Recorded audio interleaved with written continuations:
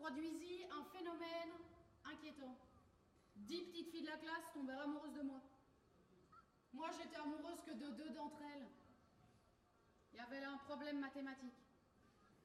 L'affaire eût pu n'être qu'un drame de cours s'il n'y avait pas eu l'événement quotidien de la traversée de l'avenue. Après le déjeuner pris ensemble à la cantine, chaque élève avait droit à 1 heure de récréation dans Central Park. Pour se rendre en ce lieu sublime, les autorités exigeaient que nous formions une longue rangée d'enfants, se tenant par la main, 2 par 2. Fallait choisir quelqu'un à qui donner la main le temps de traverser l'avenue. Moi, j'alternais entre mes 2 meilleures amies, la Française Marie et la Suissesse Roselyne. Un jour, la charitable Roselyne m'avertit d'une crise imminente.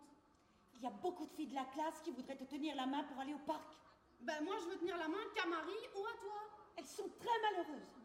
Corinne a beaucoup pleuré. Tu devrais parfois tenir la main de Corinne ou de Caroline. Ce serait gentil. Ainsi procèdent certaines favorites dans les harems qui viennent conseiller au sultan d'honorer les épouses délaissées. On peut supposer qu'elles ont pour motif la charité ou la prudence, leur élection leur valant de notoires inimitiés. Bref, dans ma bonté, j'ai annoncé le lendemain à Corinne que je lui tiendrais la main pour traverser l'avenue. Dont acte, après le déjeuner, au moment de former le rang, je m'approchais d'elle, à regret, et fallut supporter les hurlements de joie de Corinne.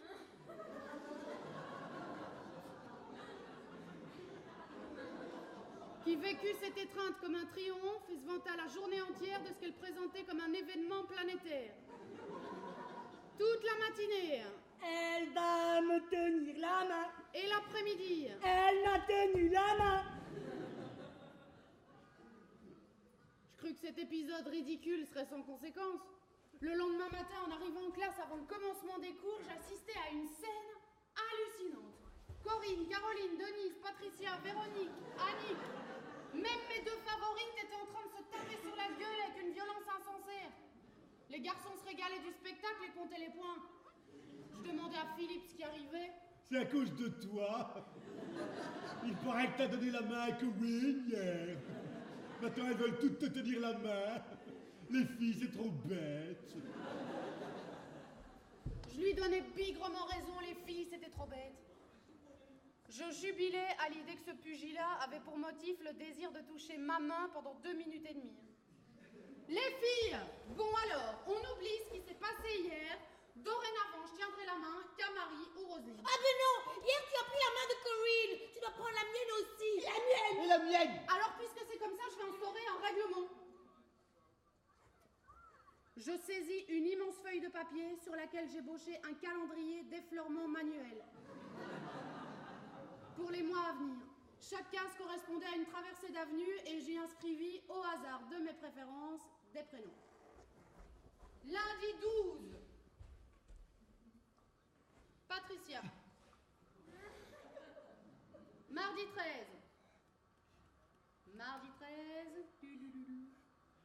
Roselyne. Mercredi 14, toi. Et ainsi de suite. Les prénoms de mes favorites y furent inscrits beaucoup plus souvent parce que tout de même j'avais bien droit à mes prédilections. Le plus drôle, c'était la soumission de ce harem qui désormais prit l'habitude d'aller consulter le précieux parchemin.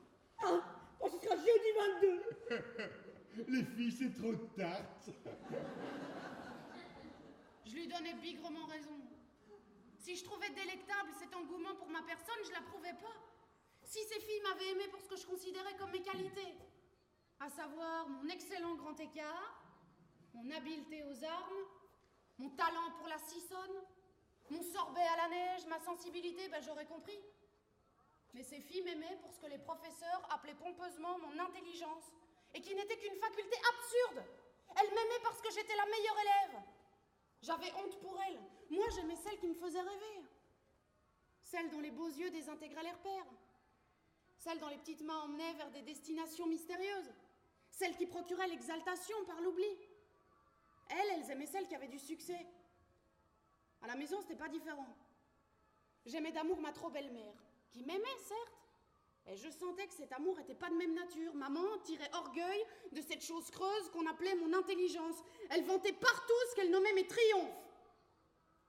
Ces prestiges étaient-ils moi? Je le pensais pas. Moi, je me reconnaissais dans mes rêves, dans les souffrances de mes nuits d'asthme où je me créais des visions sublimes pour échapper à la suffocation. Mon carnet de notes n'était pas ma carte d'identité. J'aimais d'amour la Céleste Ing, qui m'aimait, certes, mais là encore, qui aimait-elle? Elle aimait le drôle de gosse qui lui écrivait des poèmes et lui déclarait sa flamme avec une emphase comique. Ces éclats étaient-ils moi? Je le pensais pas. Et j'aimais d'amour l'exquise Juliette. Ah, merveille. Elle m'aimait comme je l'aimais, sans condition. Elle m'aimait pour ce que j'étais, elle dormait à côté de moi, m'aimait quand je toussais la nuit. Il y avait place sur cette terre pour un amour véritable.